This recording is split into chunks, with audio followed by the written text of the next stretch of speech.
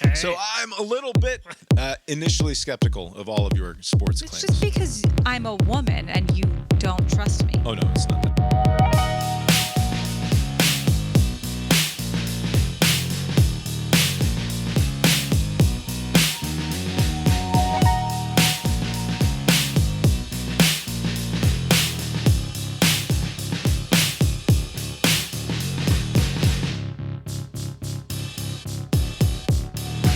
Here we are, Abe Cast Iron Balls podcast about sports. My name is Bob, sitting across the way from my good friend and co-host. That's Abe. How you doing tonight, Abe? Doing well, Bob. Yeah, here we are. Lori's here too. How you doing tonight, Lori? I'm pretty okay. Lori is pretty okay. Tonight is Monday, November 10th, 2025.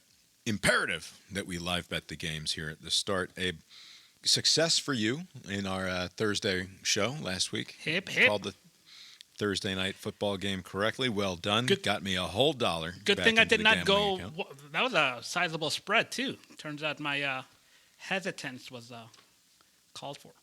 Yeah. All right. Tonight we have the Eagles traveling to play the Packers. Now, this is a little bit, as we'll get into later, the CIB 2025 football pick'em contest. You and I are both on the same side here. We've got the Eagles plus 2.5 at the Packers. As of right now, before this game kicks off, that line is all the way down to Eagles minus 1.5. No kidding. Eagles now favored on the road Wow. at Green Bay. By the way, I'm not bound to the pick'em contest with these live things. I can deviate. No, certainly not. Oh, You do whatever you want. I'm going Eagles. Going Eagles? We're going to go money line, or are we What going is it? to lay those points? A point and a half? A point and a half. I mean, what is a point and a half, really? That is a good question. I mean, It's a safety. What are the chances this ends up being a 1-point decision, right? So, yes. The deciding amount of points in the Iowa Oregon game. Safety. That's right. Yeah, earlier on. Let's live a little. Yes.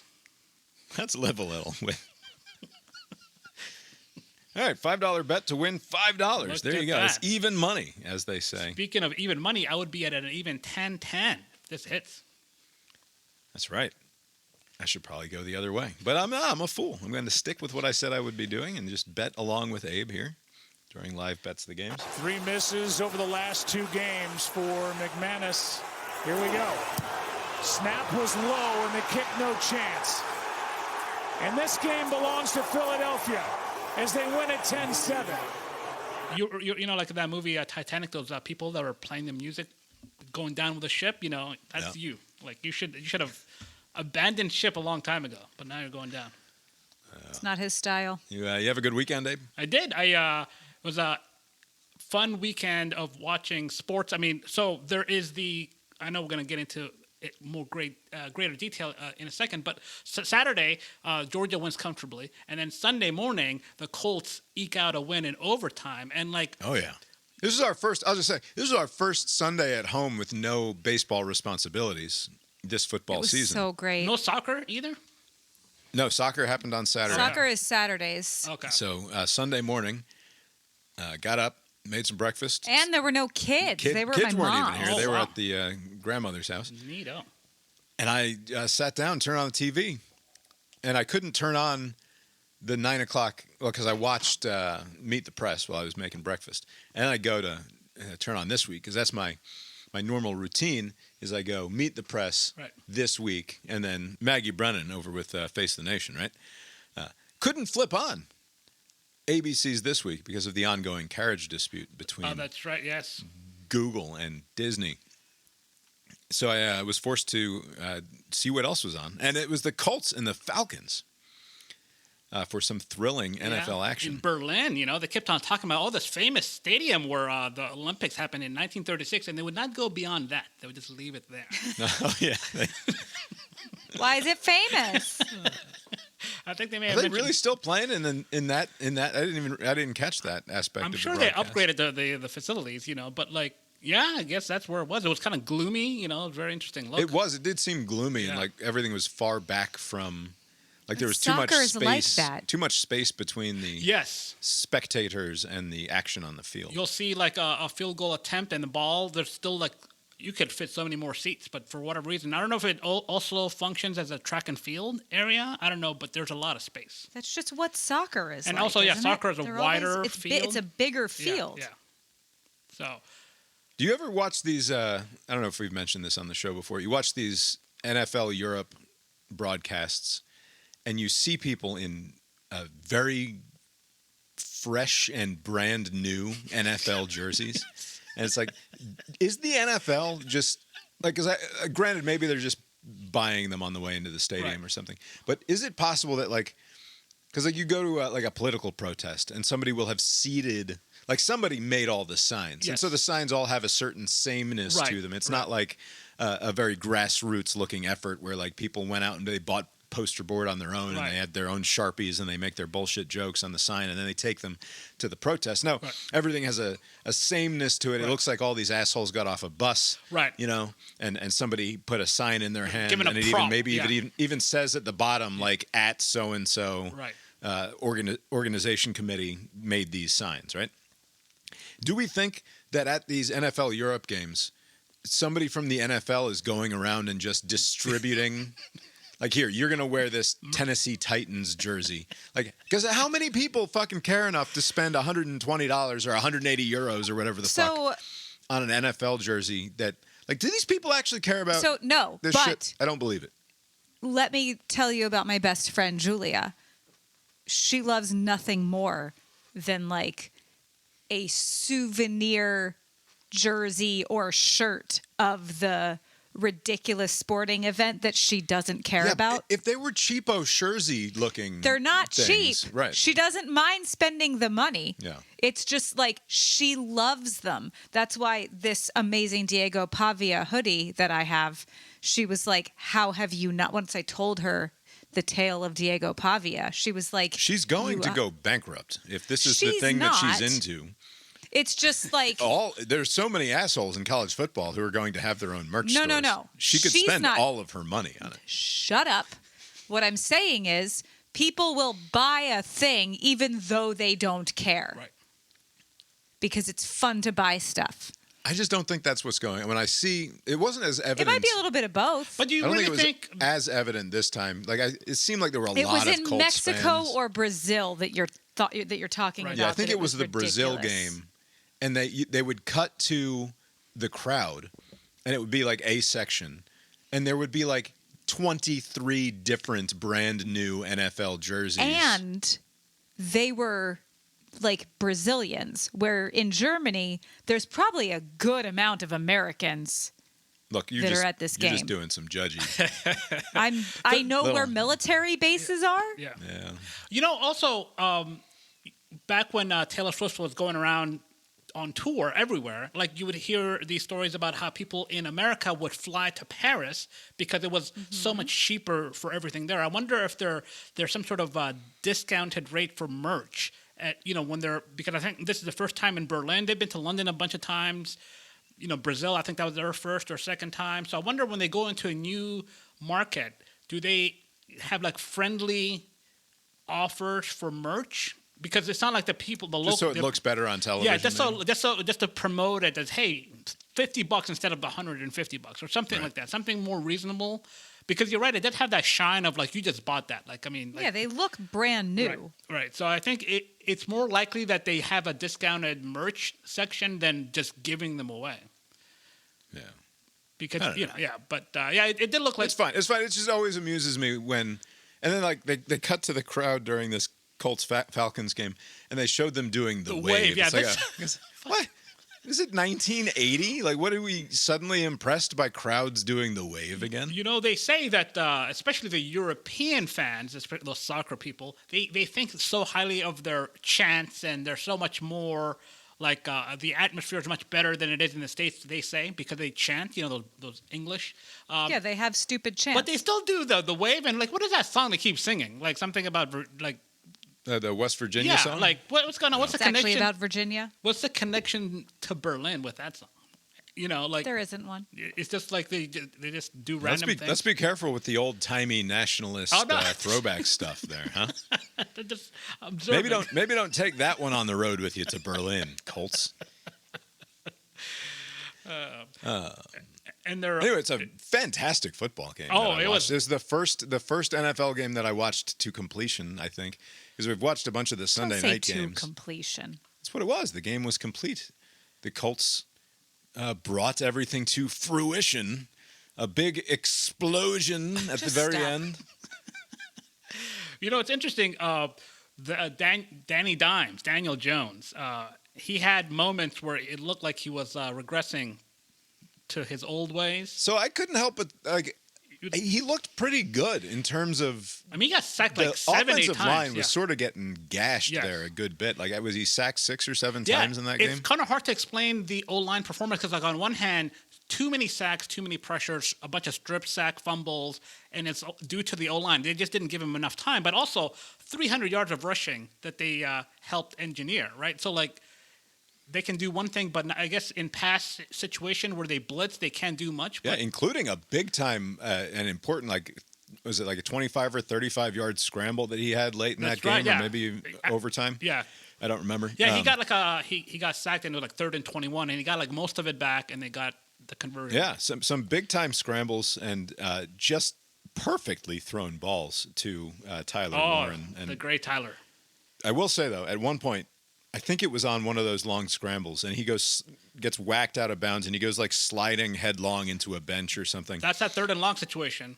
And he comes up and he comes back into the huddle, and for the next couple of plays, they kept showing him in extreme close up. And first of all, Danny Dimes, Don't do that. not a great face. Is it You don't need- the eyes, or what do you have problems with? It's Well, we the know eyes. the eyes are too close together. He's just got a stupid face. Not his fault.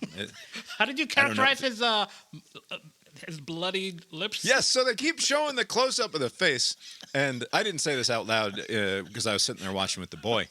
So but he looked like he kind of looked like a cheap hooker with the face, like because the way the bloody mouth was just all over his lips, Right. and it looked like garish red lipstick on a Yes. cheap hooker. And because he's so ugly, like he just like a garish hooker. But it was, and Calvin was like, oh, I wish they would stop showing it or give him a towel or something. Just why do they have to zoom in on his bloody lips? Stop! It looks so gross. It's like, yeah, it does. They eventually cleaned it up after he got off the field. But Yeah, by the time when they made it to overtime, they could After go get him cleaned up. traumatizing the international audience. that's right. Awesome football game. What was the record that Jonathan Taylor set?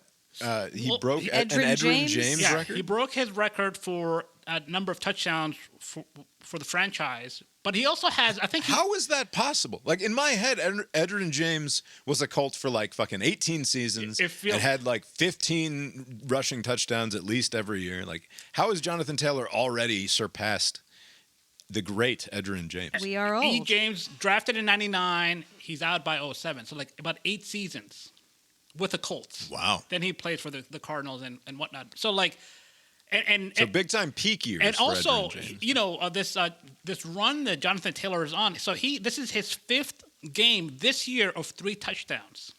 5th. The record is 6 with LaDainian Tomlinson. So he could break. He's got like the balance of the season to at least tie it, and he probably will because he's got the Jags next month. I'm going to see that, and so he'll hit at least 6 games. What's the deal with the Falcons? Is this like that? This was a well competed game. Yes, it's a Couple of stupid drops. They've still got that fucking Floridian Kyle Pitts still can't catch a goddamn football. Right. I don't know what his problem is. I wonder if they're like the Patriots, like that coach that they had in waiting after Belichick. Mayo, he kind of sucked, and they brought in Vrabel that the Titans gave up for no reason, and that team is pretty stable now. So like I wonder if they're a coach away because like the team is pretty good. I mean the draft picks that they had, they were getting a lot of pressure.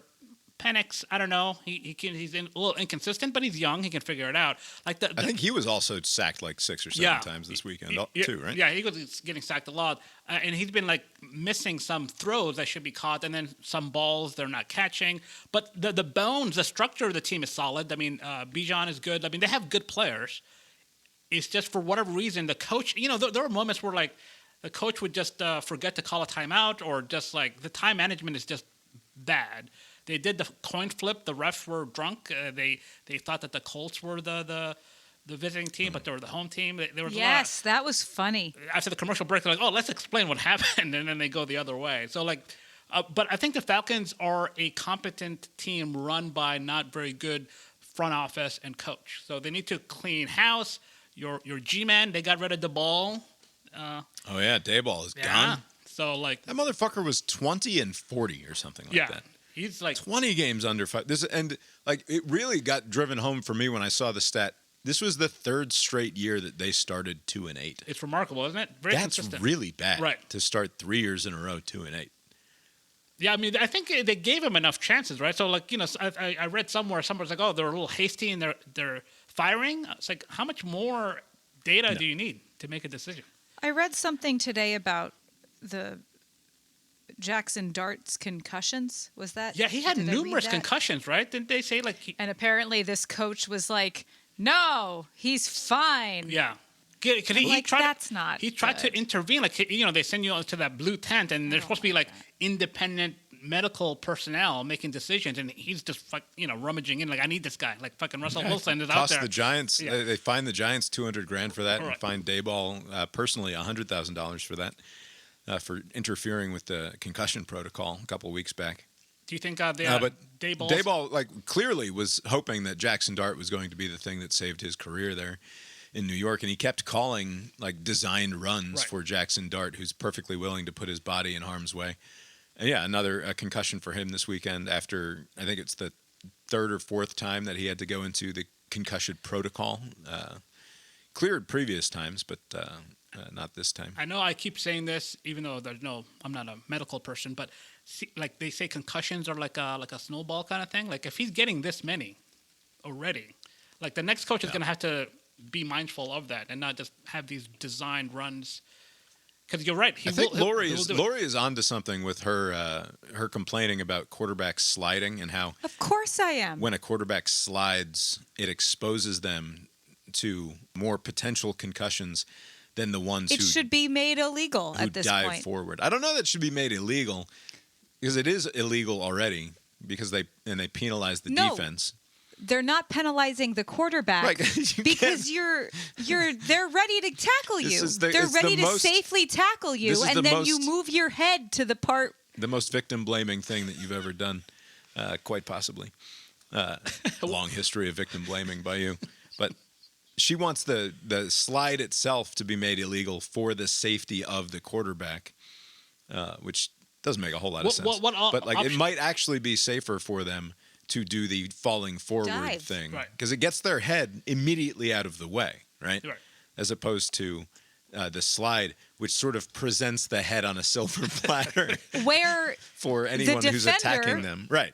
is on purpose, like, I'm going to tackle this guy not at his head. Right, center mass. I'm aiming center mass. Perhaps I've lowered my helmet to go center mass, and then he doesn't realize that the quarterback has begun his slide, and now they're helmet to helmet. It's like if you're pouring orange juice into a glass that I'm holding, and I take the glass away, it's my fault that you spilled the orange juice. It's not your fault. You had this glass that you were aiming for. I think you're onto something with I see more quarterbacks get unpleasantly hurt by going into a slide than I do when they do what looks much more awkward and just kind of fall forward. I agree with you, but also I think you're crazy that it should be illegal for the quarterback to slide. Fucking 5 yards.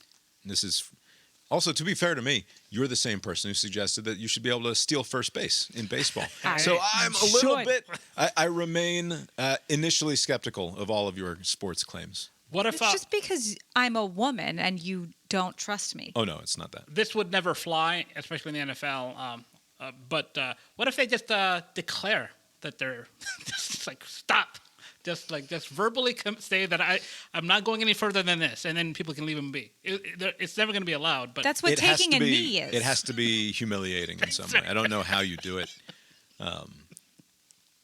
If the coyote in the Roadrunner, you hold up a sign, that sort of thing. If he could have a sign in his back pocket, just you hold it, it says two pussies. right, or just literally like a white flag. You got A literal white flag. Yeah. All right. Well, that's Daboll getting fired is certainly part of the WGAS Newsbag Sports Edition. So let's see what else is in the WGAS Newsbag Sports Edition. Time for Who Gives a Shit News. More gambling nonsense in the news today. 2 already suspended pitchers for the Cleveland Guardians. There you go. Forgive me. The Cleveland Guardians, Emmanuel Clase and Luis L. Ortiz, were indicted on several charges that tied them to allegedly rigging pitches thrown during MLB games.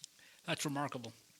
So this is not about outcomes of games, which would be rather difficult for an individual pitcher, particularly one coming out of the bullpen, to have a foreknowledge of how he could have a meaningful impact on the outcome of a game beforehand, right? That's fairly ridiculous. But because they have these player prop bets where you can, or these next pitch prop bets, basically, and you can bet on whether or not the next pitch is going to be a ball or a strike, or whether it's going to be over or under a certain miles per hour threshold. If that sort of information is in the hands of the player himself, then it's easy to imagine how that could be abused in a way that would render the whole thing unfair. Right. And that appears to be what has happened. This guy, including a pitcher who was like the best closer in baseball not all that long ago, was telling people ahead of time to sort of daisy chain these prop bets into a parlay where he would say the first pitch is going to be over 94.9 miles per hour and it's going to be a ball, right? And so you do those two things at once, and now you're taking two 50-50 chances and turning it into, you flip a coin twice. The sports book is going to give you a better shot since it's a less likely outcome. And It's not how coin flips work. What do you mean? It's the same percent. But Right, if both but of them hit, if you're going to, it might be 50-50 both times, but if I'm going to say, I'm going to tell you before I flip either coin that I'm going to get it right twice in a row, I've now times 0.5 times 0.5, which results in 0.25, right? So even though it's the same both times, because I've linked the two things together, my chances of getting it right are significantly reduced, which is why I lose all of my money. yeah, like the parlays, like 5 different things have to happen, and like often you'll get 4 of them right, but that's how it works, like the chance is limited. And this goes back to what we talked about with the basketball thing, is one of these guys was making something close to the league minimum, right? Like $750,000, which is a no year chump change. I mean, that's like what doctors make. It's a good amount of money, and obviously for the sorts of communities these people come from, it's a ton of money. There you go right? again. What happened? What did I do? Look, it's not my fault that he said that the way to cover this up is that if anybody asks, it was for a horse in the Dominican Republic or something. Right? Airtight alibi. There you go. But do you think that plays a role? Because, we have other examples where they're not hurting for money and people are still behaving in this. Well, the other guys made tens of millions of dollars or something, right? Yeah, and Chauncey make $6 Billups, million a year or something. And he's still making millions as a coach, So it's like, because this person makes less than $1 million, we're assuming that money played. I mean, obviously money's playing a role, but like, why are these? I think it's for the boys. Again, I think it's just like, if I got buddies. I'm on the other end of the WhatsApp group with these old idiot friends of mine, and I'll take the kickbacks, obviously, just to keep it, so everybody knows I'm in on it with them or whatever. Yeah. But if they can take 5, instead of coming to me and demanding mom needs 10 grand or the cousin needs 15 grand for this or that, you're like, look, take $3,000 and roll it into this bet here, and I'll do what I can do for you. Right. Basically, you can profit off of information I'm providing to you, and that's the way that I can take care of my inner circle. Yeah, that's just pure speculation here, but I can't come up with any other good reasons why dudes who have earning potential in the tens of millions of dollars are willing to risk all of that for a few $1,000s a go. Right. It just doesn't make sense. But this is happening in so many different sports. I mean, sports is like this economic engine in this country and in many other countries, I'm sure. You would want to preserve the integrity of whatever there is, like to protect all the money that's flowing into it. So like, I wonder if they're going to have to take some initial steps to get rid of those kind of prop bets that are at the sole discretion of the player. So like unders are Of just one guy. Yeah, like if an under, one player can dictate that. I didn't even think about this, but this makes sense with baseball, where you can dictate. I didn't know people were such degenerates that they're betting on balls and strikes. That's the thing. Find something else to do. One of the first year that we had the legalized FanDuel apps, one of the most fun things to do, for me anyway, was to bet on the outcome of that first pitch. Will the first pitch be a ball or a strike? Because if I place a $10 bet on whether or not the first pitch is a ball or a strike, and I get that right, that's found money. I see. And now what I have is $20 that I can then play with as I'm watching the rest of the game, right? And then there are all these other stupid little prop bets that pop up throughout. And it's like, okay, so if I didn't hit the $10 bet on the outcome of the first pitch, then I'm just not betting anymore on this game. Right. But if I hit it, there's $20 to play with. Yeah. Won't that be fun? And I also used to do especially with Ronald Acuna Jr., what will be the result of the first at bat? Because like Acuna might smash one for you, right? And put $5 on Acuna going yard in the first at bat of the game, and you've got fucking $35 or $50 or something to play with afterwards. So yeah, I mean, I get it in terms of the degeneracy aspect of it, I guess. But to your point, Major League Baseball today said that they're going to cap these sort of pitch bets at $200 a pop and bar them from parlays moving forward.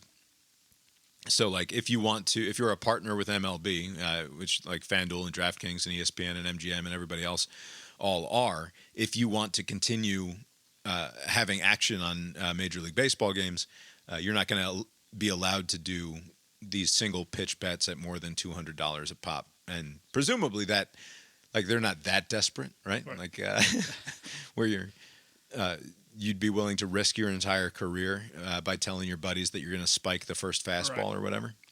So make it just not worth anyone's while.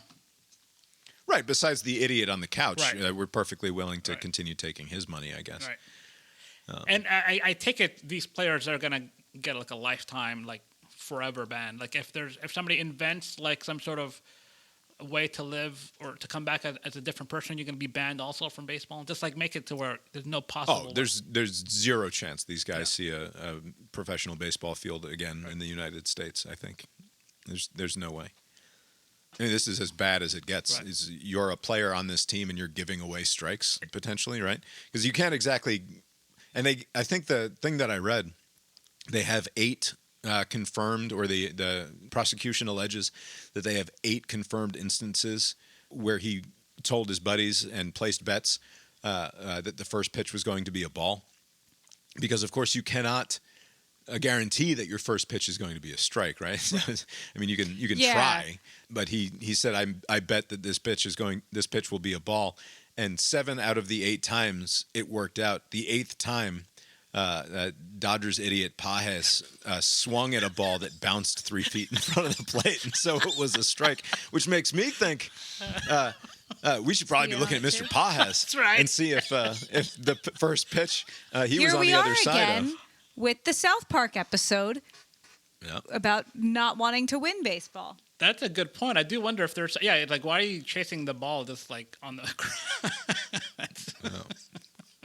Anyway, I mean, it's again, I think we probably said during our last conversation about this, it certainly will not be the last time that this comes up, and one wonders like how bad something like this has to look in order for it to be an actual problem for the industry at large, right? It would have to like be if it came to light that somehow a World Series was thrown, like this is a Black Sox situation or whatever, a Shoeless Joe situation, then one can imagine like Congress getting involved, right? And people starting to worry about this on a larger scale. But I think as long as it's just a player here and a player there, which is what it will continue to be, we'll tolerate it, I guess, right? I think it'll be tolerated. It's like, oh, here we go again. Yeah, let's get into games recap here as long as we're here. Yeah, careful listeners of the show will remember that Jimmy Carter believed that Northwestern was going to keep it close against USC on Friday night. Sadly for the former president, Northwestern did not. I will say, though, spiritually, Jimmy was on the right side of things. Because this game was closer than it appears to be in the final accounting of things. Final score 38-17, but Lincoln Riley pulled some bullshit with a fake punt where he put his third string quarterback. Oh, the numbers thing, right? In a punter's jersey and sent him out there, and the announcers didn't even catch it as it was happening because the kid was literally wearing the same jersey number as the punter. They put the third string quarterback in with the number 80 on, which you're not allowed to do. This is actually against the rules. So I did not watch the game. I just heard about the issue with the number. So did this player come into the game wearing one number and change to another number, or were they wearing that same number throughout the game? So they had changed his number in the program or something a couple of weeks before. Like Lincoln Riley thought he was being cute. He thought, "Oh, we're just smarter than you guys by half here." Bill Belichick here, right? Bending rules and finding the loopholes and whatnot. As it turns out, you cannot give two players the same number at the same position. Like it is explicitly stated in the rules. If the players are going to go and play the same position, they cannot have the same number. Because oftentimes in college, you'll see a number 6 out there on offense and a number 6 out there on defense. Yeah. And it's not some Travis Hunter situation where he's playing both ways. Right. It's two entirely different people. And you kind of have to do it because of the roster size is so big. And they're not allowed to be on the field at the same time. Obviously can't be on the field at the same time. But the reason that you can't have them playing the same position is because of precisely this, right?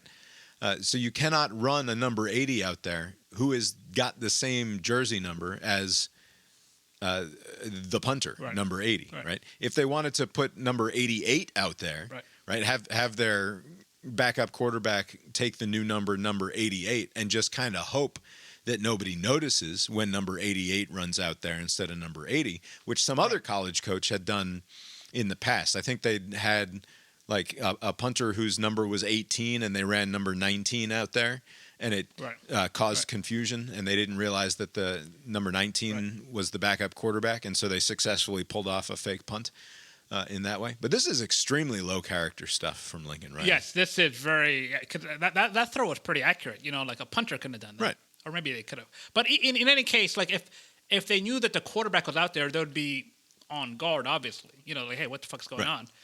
Even though like a punter could, in theory, do like a fake, but this was underhanded tactic, similar to where that player was pretending to run out of bounds, and then they kind of waited, and they scored a touchdown. Like this should be frowned upon. Yeah. Did he get any shit by his colleagues, the other coaches? I mean, in the aftermath of it, the Northwestern coach took responsibility for it and said, "I guess they just got one by on us," and it took for the Big Ten officials to come out afterwards, or like somebody from the conference wrote a memo and was like, "Hey, the officials really fucked this up, and they should have been a 15-yard unsportsmanlike conduct penalty on the Trojans when this whole thing went down, instead of simply awarding them a first down." But it wasn't just that. There was a moment in the first half where everything kind of turned. I think it was a pick six, or it was some goofy turnover. Do you remember, Lori? We were watching. Northwestern? Yeah. Yeah, they fumbled into the end zone. That's right. The guy, it was a pick six, and he fumbled into the end zone, and it was sad. USC guy threw a pick. The guy, big fat man, grabs it and goes running, and he was right. He got tackled, sort of. Tries to stretch into the end zone and fumbles out of the back of the end zone, and it's a touchback going the other way. And it's like that. That's the whole. Like as soon as I saw that happen, because I'm sitting there rooting pretty hard for Northwestern to cover, to make myself right after what I said on the show last week. And as soon as that happened, it's like, well, there we go. Because like there's no coming back from like, oh, here is a game-defining moment for the underdog, and they just wipe it off the table. And the dumbest rule in fucking sports is the fumble out of the back of the end zone gives possession to the other team in the other way. It is so punitive. It's remarkable. There's nothing else in sports that is that punitive relative to the moment, right? Like, here are 7 points that we are about to score, and instead it's the other team has the ball going the other way. It's just, and not even like at the 1 yard line where you could maybe pin them. It's like you're gonna get it on the 20. Like, it is so. I wonder what the history is behind that. It's so. It should just be the fumble cannot be advanced, right? Right. And it's out of bounds. It's why it's different, because it's not like when I fumble out of bounds. It's just out of bounds. Before the goal line, it's just out of bounds. My team retains the ball. Right. Why does it change just because we're over the end zone now? It doesn't make it. It makes no sense to me. I've never heard it justified properly. And just take it further, because I'm so sick of fucking football rules. Like, I'm watching that NFL game, and I know, like, I've seen plenty of football this season, but like sitting down and actually watching a game hasn't happened a ton. But seeing the stupid kickoff where the 2 idiot teams have to stand looking at each other until the ball lands in the landing zone or the target, whatever the fuck. It looks so ridiculous. I keep thinking, why are they okay? Do they not know? Right. I gotta be honest. I don't have full command of the rules. Oh, I still don't either. Because there was a week or two ago in the NFL where, because in college football it's still the same, but like, there was a penalty. There was like at the end of the touchdown penalty, and they're like, we'll enforce it at kickoff. And so they were able to kick, from the 40-yard line or something. And so, like, they kicked it out of bounds. And it was to their benefit to kick it out of bounds, because the ball would be placed at the 20 instead of the 4. So it was like multiple personal fouls or something that they enforced on kickoff, and so it was better for them to take an out-of-bounds penalty? It was the special teams coach and the broadcast booth were giving them credit. They're like, hey, that was like a loophole. We didn't know that they had to bring in their rules analysts. Like, oh, I guess you can do it. Well, and in the Iowa-Oregon game, the muffed punt or kick or whatever it was, that the Iowa guy ended up running after it and kicking it. Oh, that's right. Which was a safety. The Oregon guy did it, and that was a safety for them, and that's how they won. It wasn't. It was what? Wait, wasn't there was a? I think it was the Oregon game. Wasn't it at the beginning? It was very beginning. A safety. Yeah. I remember the ref threw the flag for some reason. Even though it was because you're not allowed to do that, but it counted as a safety. But yeah. So if that's what I don't get. Like, if he just ran, it was a ridiculous. It was a ridiculous moment where it's like, I mean, again, to the point of the most over-lawyered sport in history. Yes. The result of the play is a safety for the other team, no matter what. But they throw the flag and say, just so everyone is clear, he did a bad thing. Yes. There is no penalty, really, because they're already getting 2 points. Right. This is just a shaming thing. Like I don't understand what the point of that, unless the refs are like. Also, there's no more. I mean, the safety is obviously pretty ridiculous, right? The man puts the prayer hands above his head like this. Yeah. I believe that to be the second most ridiculous thing that a referee does to signal a penalty. The kicked ball. No, I like this one. No, this is fine. Oh, no. It's There's when too you have many. to. We can't see. They can't see. The people can't see. No. There's one too many of me. If people like this, the tapping of the head. It's me. I'm here. Okay, but crucially, heads up, 7-Up. It's me. Look here.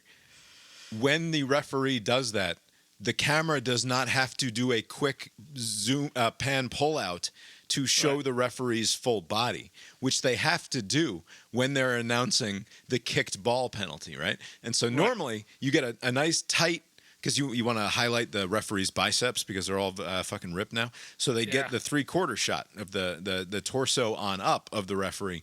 But whenever there's a kicked ball penalty, it's like, we got the kicked ball penalty. The cameraman has to do a quick zoom pullback, right? He's zooming back out, and you see this stupid man try to stand on one foot and do the kick symbol with his other foot while also talking and doing stuff with his hands. Like, it's too many things at once to expect the 65-year-old man to do. And then the added natural comedy of a camera that has to do a quick pull-out on the situation to capture the full thing. In their defense, it must be difficult to come up with some sort of gesture for all of these different rules. Gary Gulman, a stand-up comedian, had this joke about state abbreviations. Like, you think it's easy, but then if you think about it, like, it's like, how do you, you got Alaska, Alabama, Yep. It's like, and then it just all falls M's. apart. So, like, at some Missouri, point, you have, ridiculous. yeah, right.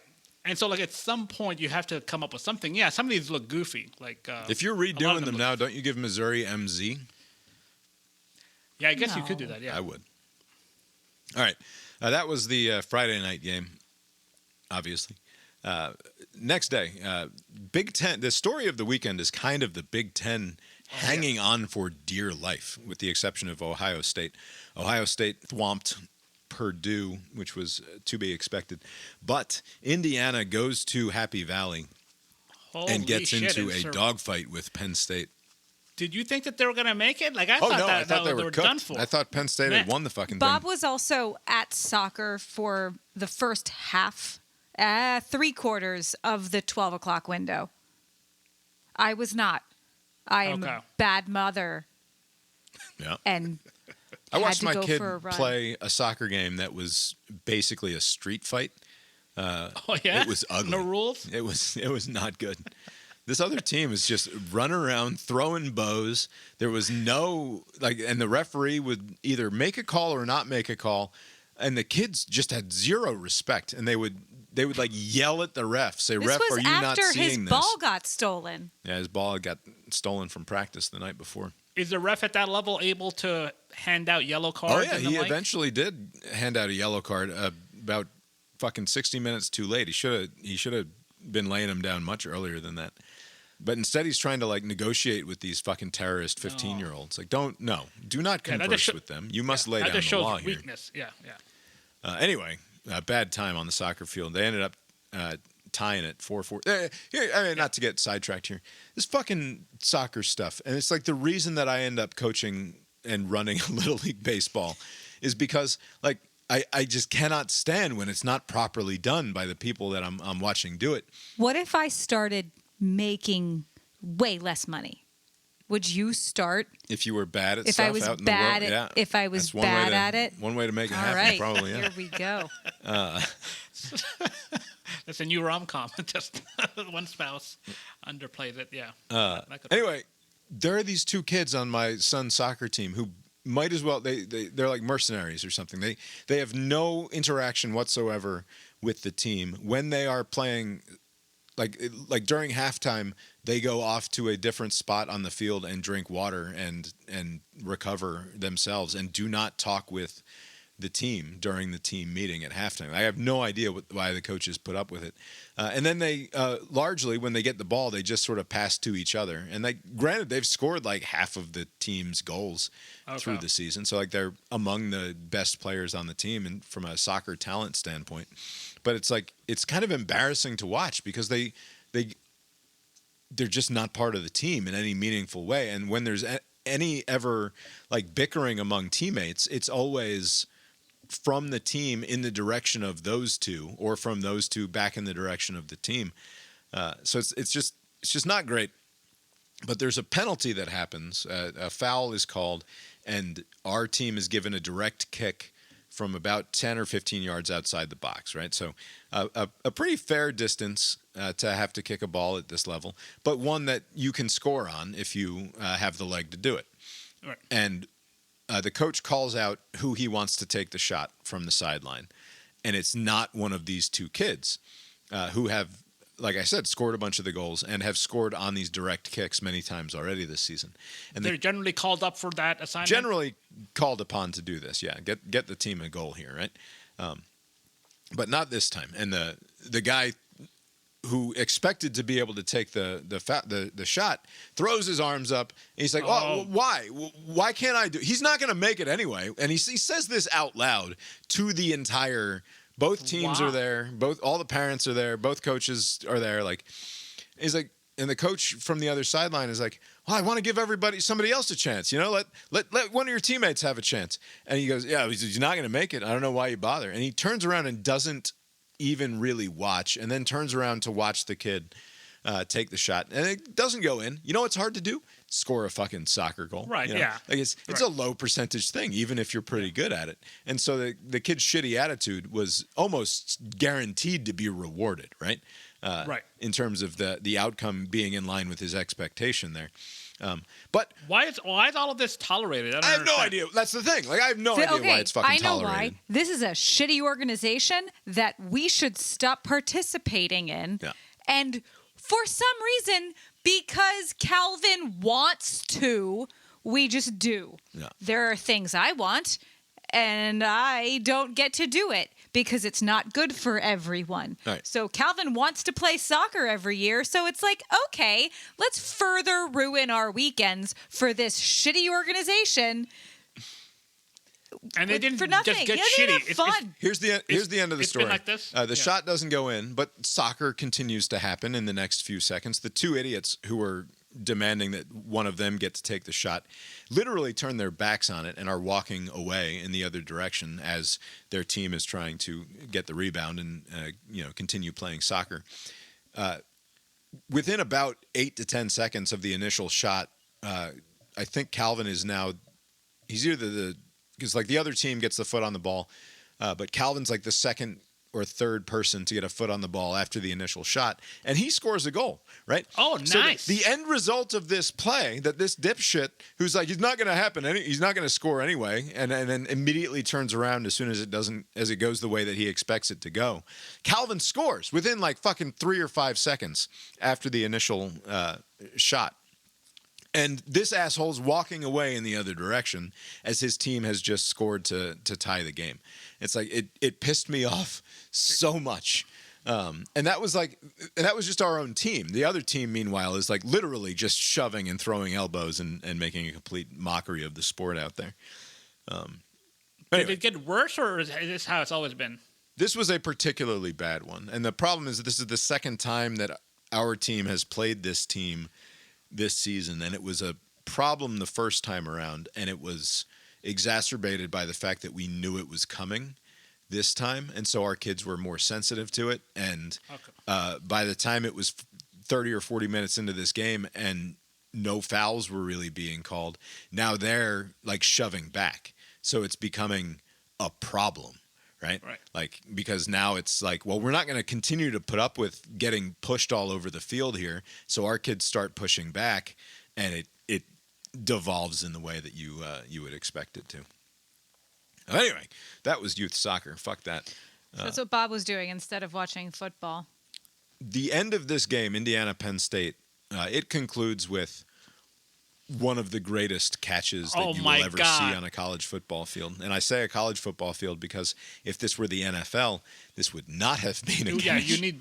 But like the first shot of it looks like his foot hit the white line. Yep. Like initially, right. and then you look at it again. You're like, even when you watch that first replay, which is not the down the end zone, great coverage there by the Fox team, by the way. Kudos to them. You watch the first replay, and it's like, oh, his right foot came down out of bounds before that left foot does the toe tap. He's clearly out. But then you see one more replay, and it's right down the end line there, right? The back line of the end zone.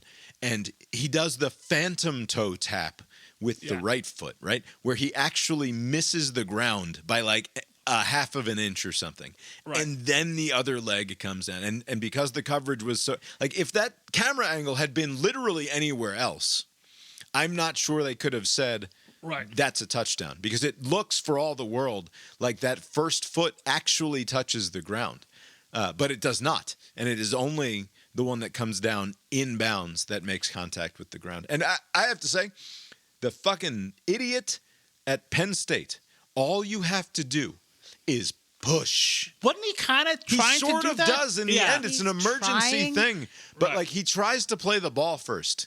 Idiot. He doesn't know where he is. Don't play the ball in this event. You are so mean to people. Push him out of bounds from the very beginning. But obviously, with the camera angle, We know exactly where he is on the field. He is just doing his best. Just a little bit of lift. Oh, my God. Just a little bit of anti-gravity The in your thing, arms. I forget which podcast it was that pointed this out. So many, because we talked about the Odell Beckham catch a couple weeks ago and how we see that not all the time, but, much more frequently than we had before. And there's a lot of people that are like, oh, they're gloves. It's stickier. You can make these catches now that they couldn't have made in the 90s. Right. But this was all body control. This is like that Brock Bowers amazing first down. It's not as good as the Brock Bowers first down. No. It is better in terms of the result, right? Because this is in terms of the meeting the moment. I didn't say it was as good as that. Right, but in terms of body control, this is more of a lucky break, I feel, than it is. I know it's an incredible display of athletic ability. Don't get me wrong. But also, he wanted to get that other foot down. Right? It's not like he was avoiding putting his foot down out of bounds. He was reaching to get the foot down, and he just failed. And then the second foot finally does come down inbounds, which is certainly fantastic. But if his right foot had done what his body wanted it to do, it would have landed out of bounds. Right. Which is why it's not as good as that Brock Bowers hand plant and staying in bounds thing is just one of the most incredible things I've ever seen on a football field. It is almost that good. It's the same kind. It's not a glove thing. It's a core strength thing. It's an amazing drive by Indiana overall. Like it was like 80+ yards or however many yards it was in like a minute or two. And like they hadn't done shit the entire second half. Yeah, just a rough. I mean, okay, so Indiana, there's either one or two, and this you every now and again you'll have a game like this. But the fact that they survive, even though they survived against an 0-4 team, like they're 0-5 in the Big Ten, now they're 0-6, Penn State, but it's still impressive that they're able, they were in that situation and they dug themselves out of it. Like that should count for something. That should help them later on this year. But I thought this was done for. Also, not to be crass, is Gus Johnson having like an orgasm throughout this game? What is going on with this dude? He's too much now. That's what's happening. He's way too much. He is just way too into it. In the fourth quarter, Indiana had drives that went 21 yards, ended in a punt, 2 yards, ended in an interception, 7 yards, ended in a punt, and then they go on this 10-play, 80-yard drive to score that touchdown and win the game. It was quite something. Yeah, and that wasn't that quality way to win that one because I thought they were done for, and then Oregon was kind of struggling also. Yeah, Oregon looked like not much better against what everyone sort of knew was going to be an ugly game, if only because of the weather. But yeah, they end up winning 18-16 against Iowa, and it's like all you're asking for is for Iowa to do a little bit of offense, and they did a little bit of offense, but it wasn't. They did 16 offense. Yeah, it wasn't quite enough. But I mean, Oregon saved their situation here, right? I mean, because right now, if they lose this game against Iowa, and they're not going to make the Big Ten championship game in all likelihood. I mean, even with a win here, but they lose this game, they're probably on the outside looking in potentially of the playoff. Yeah, right? It would depend on what else happens. Yeah, because right now Indiana and Ohio State are headed towards a clash, and then USC is still kind of hanging around. So you're right. Like if they were to lose this one, even though it's a top 25 team, it would not look good. Do you want to talk about how much the ACC sucks? Yeah. Because that's funny. So much for Virginia. Well, not so much for them. It's but pretty like much so much for Virginia. Total fucking dud. You win this game against a middling Wake Forest team, and you just keep, whatever. You have to keep winning games, obviously, but you could potentially, by beating Wake Forest, you buy yourself an opportunity to lose that ACC championship game and still sneak into the playoff. And now I think there's basically no ACC team that is guaranteed to get in with an ACC championship game loss. Or there is a chance that even the ACC champion, if it's Duke, might not make the playoff because there is a chance that 2 group of 5 or whatever 6 schools that's not are happening. there. It's not likely. Wait a minute. Wait, that's a possibility. I thought you were if you win the conference title, you're in. Top Not 5 The highest top- ranked right. conference champions. It doesn't say anything about Power 4. Oh. The so they don't assumption carve- is the underlying assumption there is if you win the ACC, you're going to be ranked somewhere as one of the 5 highest ranked conference champions, right? Yeah. But not necessarily But the that's case. not If you send- necessarily. If you send a couple Wow. of 2-loss teams to the ACC championship game, there's Or a chance 3 that losses. one- Duke right. is 4 losses. They could still go. Duke lost to UConn.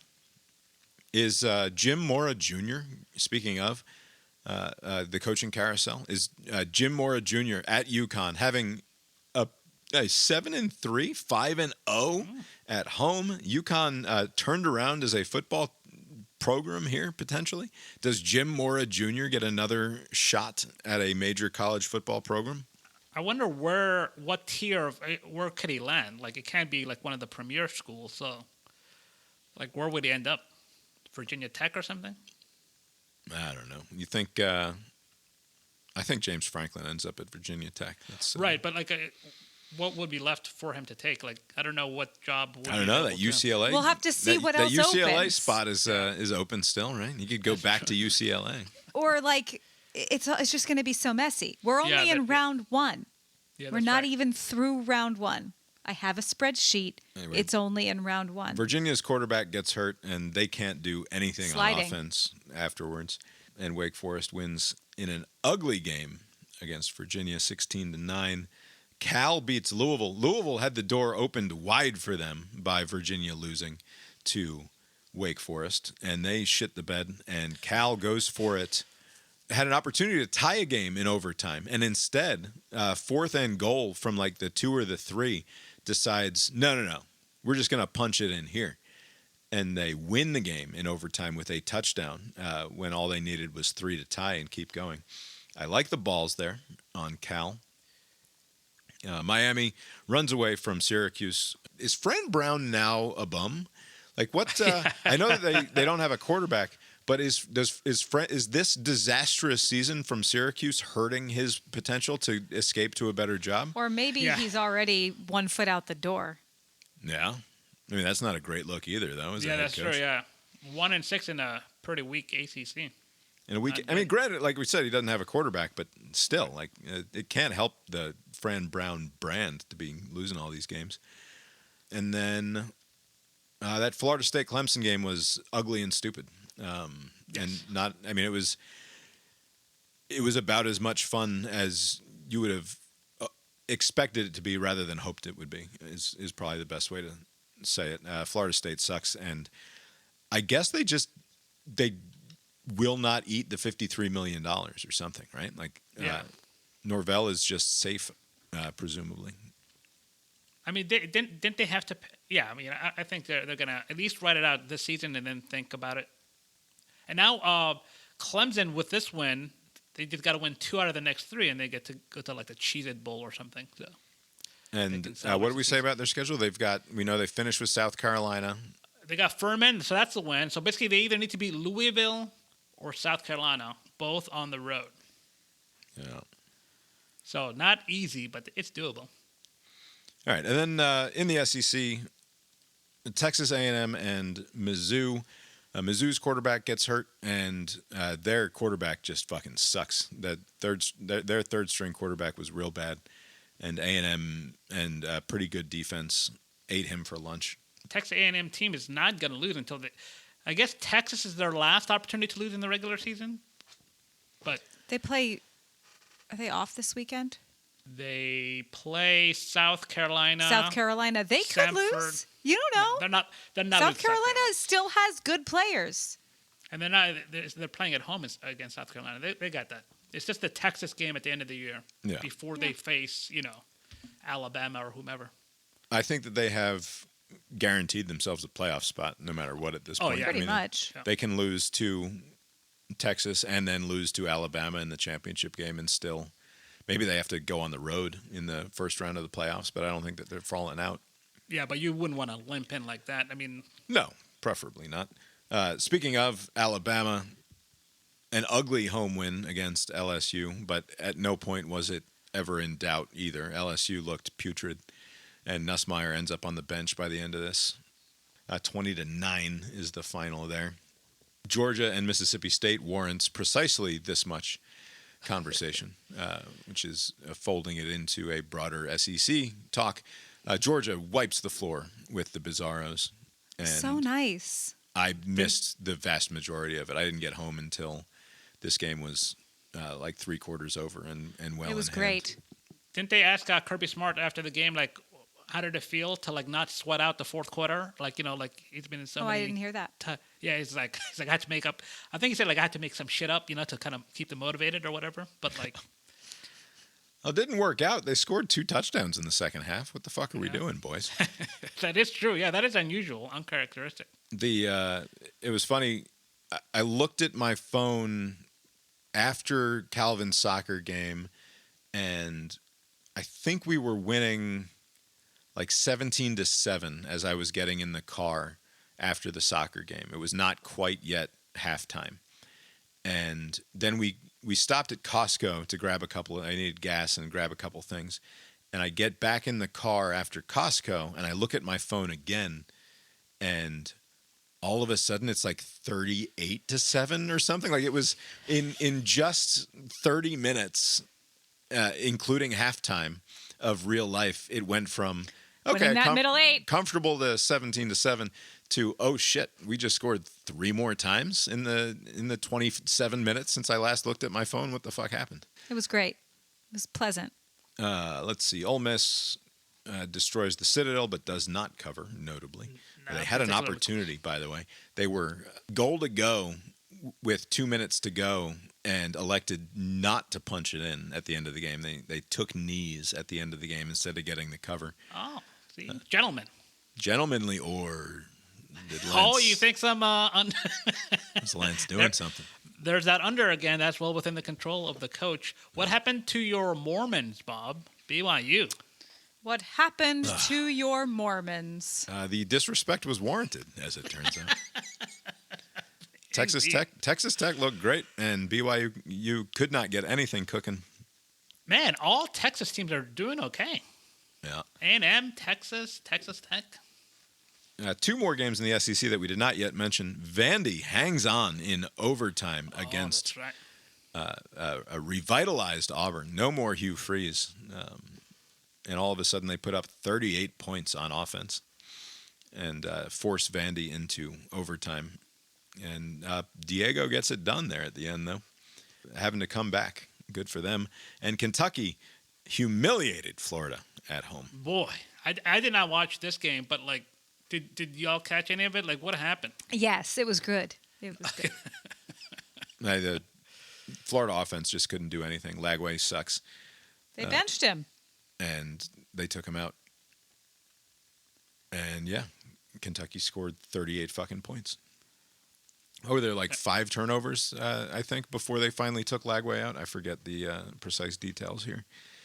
But Lagway looked real bad. I think it was 3 picks and 2 fumbles or something. Let's see. No, just 3 picks and then 1 fumble. Oh, look at Stoops. Back-to-back wins, Auburn and Florida. This is what the Kentucky people did not want because he'll end the season strong and they can't fire him. Right. I mean, they still can fire him. They can. It's the wrong year for it. Yeah. Maybe they get that Mora guy. Yeah. Yeah, there you go. Jim Mora Jr. All right, and then what else happened in college football? Anything worth I don't mentioning? know. I don't think so. So now with this Indiana game, so Ohio State is clearly number 1, right? Yeah, I think that's fair. I mean, between them at and the same Indiana. time, though, would you rather be Ohio State and mop the floor with another middling to nothing opponent like Purdue, or would you rather be Indiana and have proven your mettle against yes. true talent? Granted, poorly organized and deployed talent there in Penn State, but still top flight talent that you're going up against there. Right. on the road in an extremely hostile environment. Like, I think I'd rather be coming off if I'm feeling better about myself as Indiana. Yeah. After this weekend than I am. Like, what have I proven about Julian Sayin and those wide receivers there at Ohio State? They're still very good. They're And, very you're Ohio good, State. but like put Yeah. them on the field against dudes that can actually play the game and show me something. Right. But yeah, Ohio State's going to be the number one team until proven otherwise at this point. I guess we can look forward to next week. I guess. When the time we is have a whole right episode for that. on Thursday. A few good games next week. It should be fun. Yep. Very busy. All right, the CIB 2025 football pick'em contest update. We have a new leader. No matter the outcome of tonight's Eagles-Packers game, we will have a new leader in our game. Rough week for Lori. I don't care. 0 for 5. The one-time leader. She led for weeks upon weeks this season, and now holding it down in the caboose. Started the week with 147 points and ends the week with 147 points. Cousin Steve gets 15 points. He's in third place with 167 points. I am in second place no matter what happens tonight with 170 points. I can add 10 points if the Eagles win. But Abe has 175 points after getting 3 of his 5 games right already, with the Eagles game still pending. Right. Only one you missed was Mizzou, Those Abe, and bums, that Mizzou. was a disaster. Yeah, that whiffed on that one. Although riding the coattails of the Jets, you never thought that would happen. And also that goofy money line underdog thing that you and Steve were going up against each other. Like, that game was very hilarious at the end. What a with, ridiculous game! By the way, and so this didn't impact Steve because Steve just had the money line underdog anyway, right? Yeah. But if you had the Jags, like, this is an all timer of a bad beat, because first of all you have the Jags, and let me pull up the box score here, because the Jags had run away with this game. Like, you were sitting pretty. 26 unanswered in the fourth quarter. Remarkable choke. Right. So you are up 29-10 going into the fourth quarter, right? Yeah, comfortable lead. Imagine that you have bet on the Jacksonville Jaguars, right? And you could have taken the Jags plus 3.5 points or 2.5 points or something before the fuckery happened with the line, and it flipped from a Jacksonville underdog to the Texans underdog. But if you got in early in the week, you could have had the Jags plus points. Yeah. And going into the fourth quarter, you're up 29-10. You're spending that money, right? Yeah. But even better than that, on the last drive of the game, you're losing 29-30 now. 1 point, yeah. But you're still getting points, right? So Yeah. if you have the Jags plus points with 7 seconds to go or something, Trevor Lawrence drops back to hopefully hit one more long one, and maybe either something crazy happens, they kick a field goal and you win the game outright or whatever.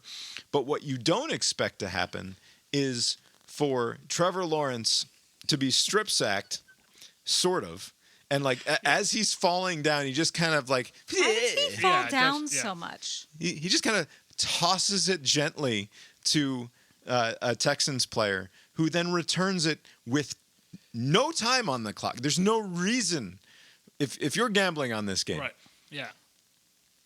why is this asshole scoring? That's The game is over. There are 4 zeros on the clock as this guy crosses the 15-yard line, and he's still running. And he goes into the end zone for points. They win 36-29. And What a bad beat, yeah. That's a tough way to take a loss on the gambling balance sheet. Don't gamble. But yeah, don't gamble. But for the CIB Pick'em contest purposes, what a tremendous call by me, right? Oh, Just all over the Texans. I never doubted my boys. And they got me those 10 points. It's remarkable how they just plug in any random quarterback, like with what's his face out. Davis Mills is the one that's engineering this comeback. Sorry, for who? the Texans. Yes, exactly. Don't it's just been this kind of year, like where like Jacoby Brissett for the Cardinals in Arizona. Like, just like random names you haven't heard from in a while are doing well. What is the theory here of why Daniel Jones and Darnold and like all of these players. who set this standard? Like, did the Geno Smith renaissance after a decade or whatever floundering in New York with the Jets, and then he goes out to Seattle and looks pretty good these last few years, right? I'm sure you can find some earlier examples, but I think the most recent version of this, I think him. Would you wouldn't count Baker among them, right? I mean, he kind of like bounced around after the Cleveland pick. Yeah, but then after the Cleveland Brown experiment, he went to like the Panthers. Yeah, he looked like he and was some other fucking team. done, right? Yeah, I mean, he just goes kinda to Carolina, and then he looks that doesn't work. Right, so he just kind of bounces, and then he finds a home with Tampa, and he's playing great. And like Sam Darnold, I think Baker is actually like, and I will admit this now. I think Baker is actually pretty good at this. Yeah, he's pretty good. Yeah. Like I'm still not convinced. I know Caleb Williams had a big time win, and they've won some fun ones. I'm still not convinced that Caleb Williams is an example of a good quarterback making good things happen in the NFL. I'm willing to be proven wrong, certainly moving forward. I think there's just mediocre quarterback play is being rewarded in the NFL right now. I think that may be it, but I think there are a couple of like great quarterbacks like the Patrick Mahomes and the Josh Allens and the like, and then everybody else is just the right fit. Like if they're in the right situation, they can thrive, and if they're in a bad situation, they're gonna get mauled to death, because these defensive linemen are just so fast. Like if you have a shitty O-line, you're gonna get killed. You're gonna have like half a second to think, and you're done for. So like if you're in the right situation, you can thrive. Because like who the fuck is Davis Mills? Like I don't understand how this guy's doing well. Yeah, I think Stafford had another good game this weekend, didn't he? Yeah. He had like a record game. He just barely hit 500 after all these games. Beat the 49ers 42-26. After 17 years, he finally has a 500 record in the NFL. After all those Lions years, Stafford set an NFL record with his third straight game with at least 4 touchdowns and no interceptions as Los Angeles beat the 49ers 42-26 on Sunday. That's incredible. That's never been done before. Yeah, that is odd. 3 games with 4 touchdowns and no picks. Vanderbilt is now 1-170 all time when allowing 38 or more points in a game. This is the first time they've ever won a game when giving up 38 points. Okay. Yes. Wow. 170. Yeah, that's quite something. Vandy's offense has just been really good. Yeah. They should beat Kentucky next week. That Vandy Tennessee game is like cannot miss football at the end of the year. No. Yeah. It's going to be a lot of fun.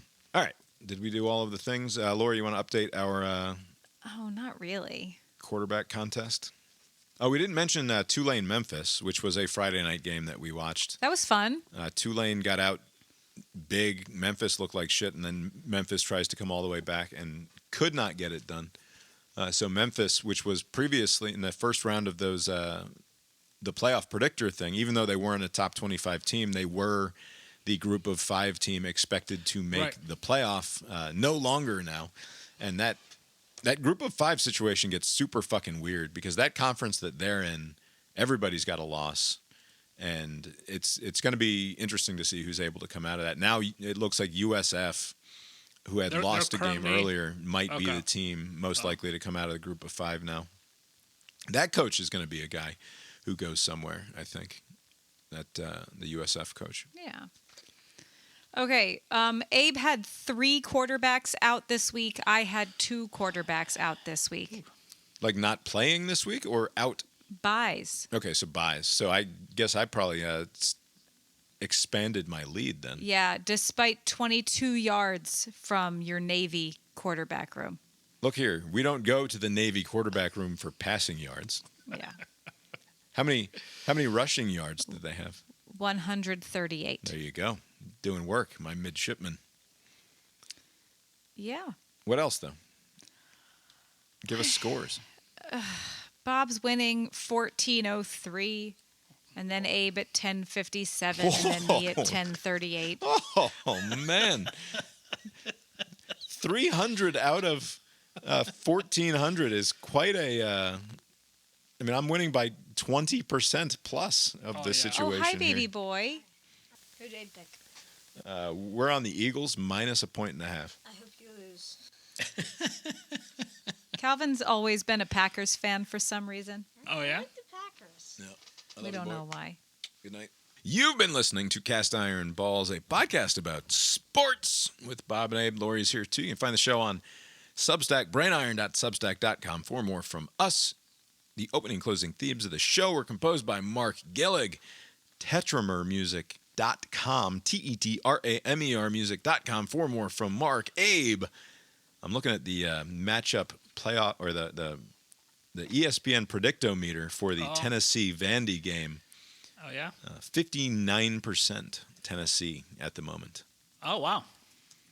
I think Vandy got that. Give me Vandy. How's that game still to be determined? Look here now. Stick it in fucking prime time. It's what we want to watch. We're looking at Tennessee, and that we don't know. On November 29th. It should know which one. It says either the 3:30 or Yeah. the 4:30 Eastern Yeah, start, it's not which noon. suggests it's either going to be on ABC or SEC Network. I think are the two No. options there. Well, what else is going on in that window? I don't What are they know. concerned about? Oh, we can find out really easily. It's not us. It's not. Well, Iron Bowl is that day. Egg Bowl is that day. Oh no, because that's on the Friday No, Egg before. Bowl's Friday. Oh, that Friday slate Yeah. looks pretty good. LSU Oklahoma is scheduled for the Flex. They haven't decided that.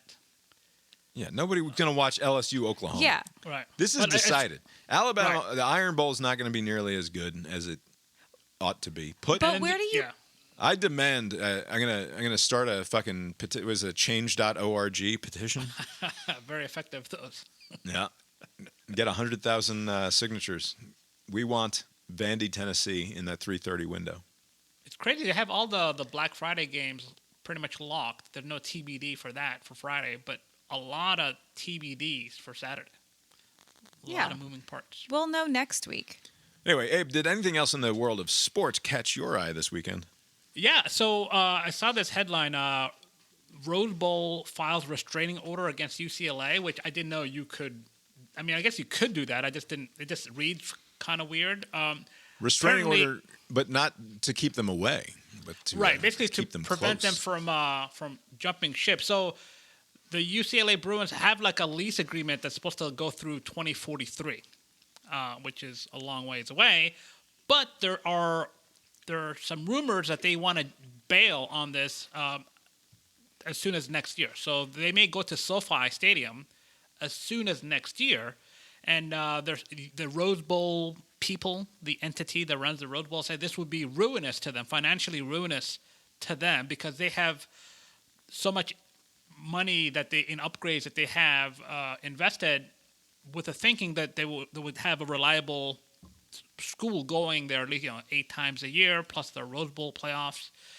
And so if they leave, it may screw up the Rose Bowl going forward. So they're trying to prevent this from happening. UCLA says that they haven't made any decisions, but it sounds like they want to fuck off and leave, because I don't know what the facilities, the difference between SoFi Stadium and the Rose Bowl, I'm sure is considerable. Like the suites. I have some little stats. Is UCLA the only college team that plays in the Rose Bowl? Is that 'Cause where did USC Until the play? Rose where Bowl. does USC play? That because in my head I thought the USC The also played in the Coliseum. Rose Bowl. Oh, they play in the Coliseum. That's right. Okay. But I don't know how you can you would think that they would impose like some severe penalty for leaving this early, because if you have a deal through 2043 and it's 2026, there should be like a early penalty, and that should be so prohibitive that you wouldn't consider leaving. But I guess UCLA is testing the water to see what they can get away with. I understand it. That new there's some stadium good is very stats. cool to look at on television, and I would imagine it would be a more fun place to go to as a spectator. SoFi Stadium is 12 miles from campus. Rose Bowl is 26 miles. SoFi 26. has 70,000 seats to the 90,000 seats, which they don't sell out. Right. But the kicker is that the Rose Bowl has 54 luxury suites, and 1,200 premium seats, and SoFi has 260 luxury suites and Good 13,000 premium suites. So that might have that a little bit. So they're more to going to do with argue it. fan experience, but it's really the money that can get from those. It's always suites. the money. Yeah. Yeah. But they can't come out and say, "Oh, more money for us." It's like, "Oh, it would be a better experience." Although, would it? Like, I'm sure they're going to make that argument whenever they come out publicly with their The position. least the least compelling of the arguments is the 12 versus 27 miles. Like it's sorry, you have to get into a car in LA. It sucks no matter what. Like I don't. Well, but that's an hour versus an hour and a half, or 45 minutes versus an hour and a half. Like it's What's that's like not the nothing. like all the major college football programs, and I'm not counting UCLA among them, but like they have their own stadium. Typically, they're in their own town. Like having It's the problem of being in a big stupid city like That's Los Angeles, it's the right? city Like, it's- schools. right. But like you know, Like- even that, I mean, Nashville is a pretty big city. It's not LA, but Vanderbilt's got their own thing. But it's to the urban schools.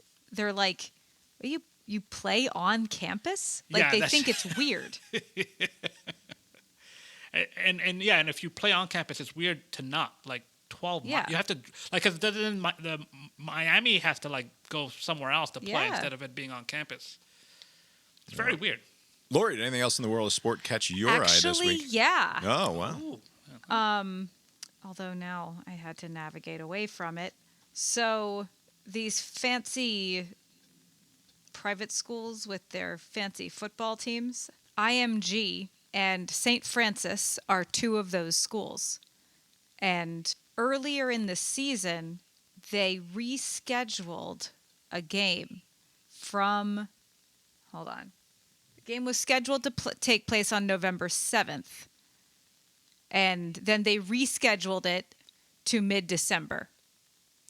And then IMG was like, oh, no, we can't that day. So we'll have to cancel that. After they agreed to that day, something else came up.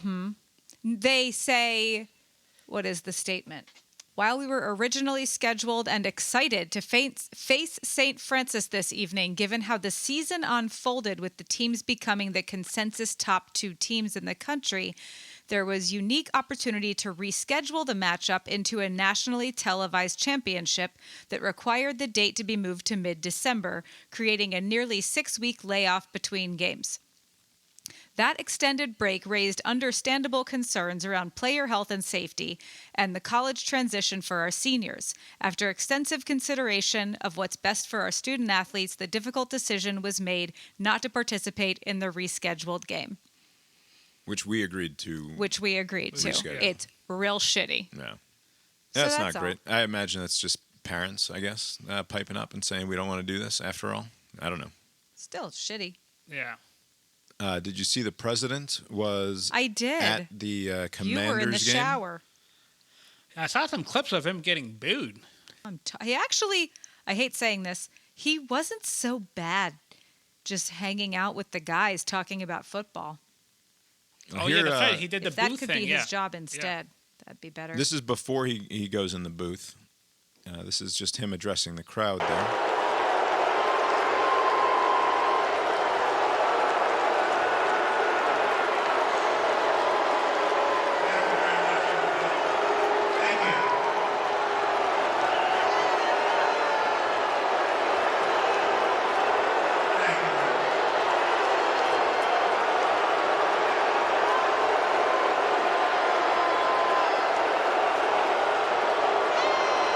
Please raise your right hands.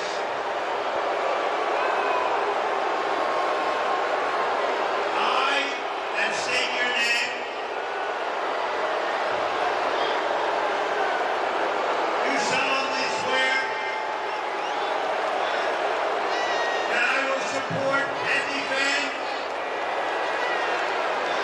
It's weird. The few people that are trying to drown out the boos are also drowning out Trump. Whatever this swearing in ceremony, or is this a citizenship thing? Like, what is happening? I think he's swearing in new military members Okay. because it's like Okay. he's here because it's Veterans Veterans Day, That's and like right. they're doing this swearing-in ceremony. Okay. And that explains the I and state your name. Like that, Right. he's giving and direction out of to context, them. people Yeah. posted it on Twitter saying, "Look at this dope. He's trying to do the. He's trying Like to. he's just like doing the Ron Burgundy, just read what it says. But he's actually doing the right thing here, right? Right. It doesn't matter. He didn't fuck it up. Yeah, but he it didn't does fuck it sound like people are booing more than they are cheering. Oh, that's some booing. Oh, it's a healthy booze. But, which, I mean, the presidents get booed. That's not a thing. But, like, he wants them to name the stadium after him. Is that what he's angling for? I saw some reports saying that he. Apparently, this is back channel stuff. Like, wouldn't it? People in the White House are saying to the commies organization, considering all of the effort that Donald Trump has done personally to make this happen, right? They're gonna rebuild. I don't know if they're gonna call it RFK again, but they're gonna rebuild on the site of RFK, I guess, in D.C. rather than them being out in Maryland anymore, where it never quite worked out for the Commanders. Coming back to the district, and yeah, apparently they're kind of elbowing the people at the commies to be like, it sure would be nice if this was named after the guy who made it happen for you, and that happens to be President Trump. So this stadium is slated to open in 2030 after Trump's term. Do you think they they give him some, promise that they're going to consider it, and they just do something totally different when he's gone? Yeah. Well, I mean, primarily because the naming rights are going to be worth Right. Yeah. That's another thing. many millions of dollars. Yeah. In this new environment, you can't really. I don't know what teams still use like a generic, like name. They Right. have some- Lambeau. But importantly, what fucking corporation is going to be like, yeah, we want to be FedEx Stadium at Trump Field or whatever, Right. whatever the compromise would be to get both his name and a corporate sponsor's name on it, as though it's not enough that like his brand is toxic enough for an NFL team to be like, do we really want his name on our stadium? Like, there's not going to be some corporate partner who's going to be all about it either, unless it's like the My Pillow guy or whatever. Oh, yeah, he's got that kind of coin. Why not just My like God, Trump? My Pillow Stadium. Yeah, Trump Coin Stadium or something. Like one of these goofy little things that he's got, like one of those meme coins. After the swearing-in ceremony, he goes into the booth with Kenny Albert and Jonathan Vilma. Not the A team. No, certainly not. I think Kenny Albert generally does a pretty Oh. good job. Not knocking them, just like in the pecking order, they're at least fourth. Yeah, but here's the exchange.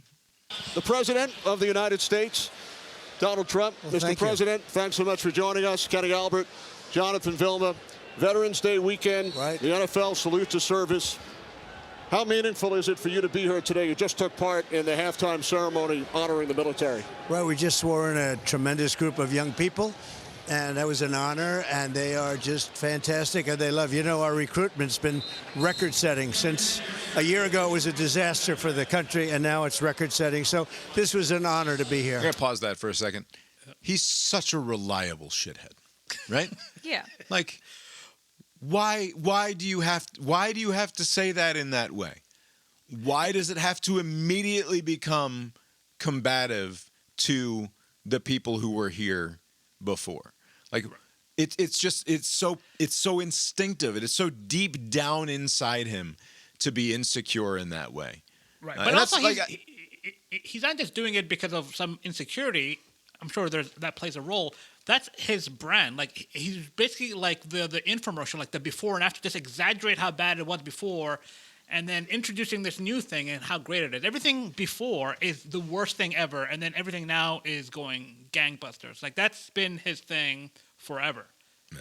All right. And he Here's. continues to do it. I'm gonna let it keep going here because something happens here that I need an explanation. Gain of 5 on first down. Now, I know you go way back with the sport of football. You played at New York Military Academy. How old were you when you started playing football, and what were some of the life lessons you took out of it? Well, I did. I played tight end, but I mean, it was not quite football like this. It was a little bit easier. It wasn't so tough. And we had a quarterback who didn't have a very strong arm. I would say 10 yards was a long pass. So you were never tackled by a guy like Jonathan if I was Vilma. tackled by him, I would never forget it. We didn't get to play you too often, I can tell you that. Pause again. Who's the you? Yeah. I take a lot of guff around here for getting off you people or these people or whatever the fuck, right? And I get in some rhetorical trouble. Who's the you? The athletic sort. All right, I'm gonna let it keep going because again, there's something else that happens here. But we had a good time, and I loved it. I actually love playing football. We had a good time with it. So we were trying to look up your stats, and we wanted to know how many touchdowns did you have back then? Oh, 6, is that right? 7? I'm not sure I had any. I'm not sure. He's doing that stupid 6'7" thing. Jonathan Vilma just dropped a 6'7" meme I didn't even notice. on the President of the United States of America, live on television. As if 80-year-old Trump is going to catch that. The overwhelming majority of 30-plus aged people in the audience have no idea Do you what know he's why? talking about. It's not a thing. Move along. No, it is a thing. Oh, it's a No, it isn't. I've heard the children do it. It doesn't mean it's a thing. I mean, it is a thing. The children are You're doing giving it it. oxygen, and I wish you wouldn't. Move along. It's not a thing. I'm not going to move along because thing. at first, when I first encountered the 6'7" thing, I was assured that it had meaning, No, it and doesn't. that I just didn't get it. That the meaning is, well, it's 2 less than 69, and it's that sort of it's a new 69, so but that's not it. And there was it's like, no, it's a reference to a song. Trust me, it's about a song. It's like, no, not really. That's not actually it either. It is just meaningless. That's what I'm saying. It is meaningless, but it's meaningful in the sense that the kids use it to distinguish themselves from the old geezers. Like they're saying, "Oh, you wouldn't get it." Like it doesn't mean anything. Okay. But it's like, just some stupid kid thing, and every crop of new humans does this thing, right? It's like it's So all this stupid. is the claim. Nope. The claim is that kids have always done this. We had things. This isn't a thing. but the thing we is- had ways of communicating that adults didn't understand, and I agree Right. that every generation does that, right? Right. Like it unfailingly. We absolutely did. We would talk in ways that were utterly mystifying to Sunsets are fat. the people who are older than us, right? Like fat, calling things fat. Like, what are you fat? What? Don't call that fat. That's rude. But no, fat just means cool, right? And so, But that second part is not important, right? Like that second part is not important. It's kind of like, you're like what was that? I think it actually is important, though.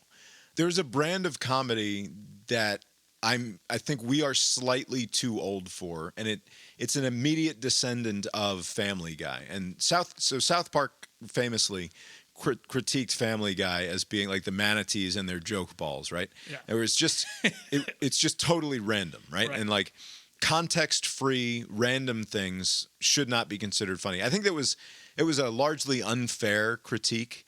I mean, it's just a cartoon shitting on another cartoon, so it doesn't matter. Taking the piss, But like a lot of Family Guy's joke felt like non sequiturs that didn't connect to anything and didn't build on anything that came before. And like the way that they structured them, it would be a flashback to something that had no bearing on what was going on now, and that would be the entirety of the joke, right? It's just a one-liner done in and out. But that became, in the broader culture, there were comics. Like and there was a thing for like kids, maybe my brother Ryan's age, where they would just say like, no, it's funny because it's random. And like the more random it was, the more absurd it was relative to the context of the moment, like that in itself was considered funny. Right? And it was something that it was not my brand of humor. Like I never quite, and I can't think of any comedians off the top of my head who employed this to a great career-enhancing effect. But like that sort of absurdity and randomness, but not even absurd, because like to me, I like absurd humor, but it was just. Dane Cook had some of that where it was like a lot of meaningless, just like act outs. Yes, like a truly random outburst, right? Yeah. Some of that, but even like slightly after that, It doesn't matter. The point is that like this was seeded in the culture in the generation that's like half a generation behind ours. Right. And like, and to go one step beyond that is to have memes that don't have context to begin with. Right. Right. Like it's one thing to say the internet is a context destroying engine, basically, and it can take meaning and distort it and turn it into something else. Right. But like at the bottom of that, if you get to the last turtle at the very bottom, it's like it has no meaning from the beginning. Right. And like trying to communicate it's like money, not to turn into Ron Paul, but you know, off the gold standard. Basically, the currency has no backing. It's just the faith that you have in the system. And so like this has no real roots. It's a rootless outburst, and it means something to them. It doesn't have to mean anything to anyone else, and it'll get a rise out of them if you try to control. Like, hey, you fucking kids, this doesn't mean anything. No, that actually what you have to do gives it oxygen. is ignore it. Right, but what's interesting is that in a slightly different time with any other meme up to this point, Jonathan Vilma would be treading very dangerously because there would be some context here that had content and meaning that you would be sneaking the joke past the president of the United States in a way that feels transgressive, that feels like it might matter because maybe the joke is about a blowjob, right? Or maybe the joke is about something else that actually has meaning, and because he doesn't get it, it becomes sort of this dangerous thing to be doing, right? In a not in a physically dangerous way, but like a truly provocative thing. Right. You can imagine previous inside jokes flying under the consciousness of the president of the United States and it becoming a thing. But because 6'7" has nothing to it, right? It is just air and doesn't actually have any underlying content or context that you can put on it. There's no danger in it whatsoever. There's nothing actually provocative about the thing. And I know you're saying that kids always communicate in this way and adults don't get it. I disagree.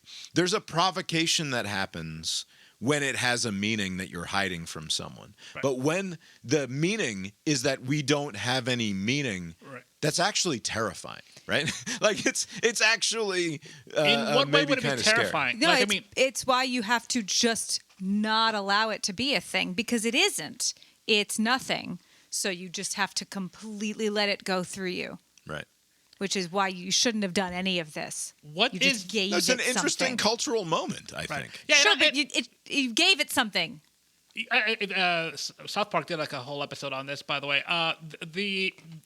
What is the danger? Like, what is the like? Because kids are just going to move off of this and do some other nonsense gibberish thing. Culturally, it's scary to me because there's no there. Yeah. The thing that they have latched onto is the nothingness. Right? Like there's like it's such reductive nihilism that doesn't even know that it's nihilism. Right? Like and that's the thing that I'm saying is like could the 6'7" meme be a signifier of a change in the way that culture is created and culture happens because of its contentlessness? Like because there's actually nothing there.